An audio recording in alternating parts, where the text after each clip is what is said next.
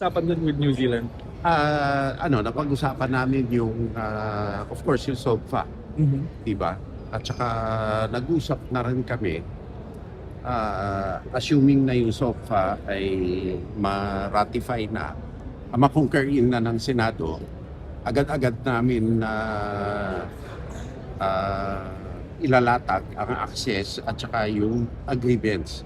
Lalong-lalo yung activities rather. At interesado din sila sa disaster risk reduction. At saka meron din akong ipinakita na konsepto sa kanila, which I will reveal sa speech ko sa Sunday ba? Sunday, yes.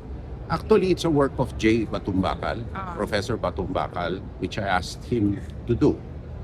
So, it will be why countries should converge in the Philippines. Okay. It is the basis for convergence and it's a work in progress.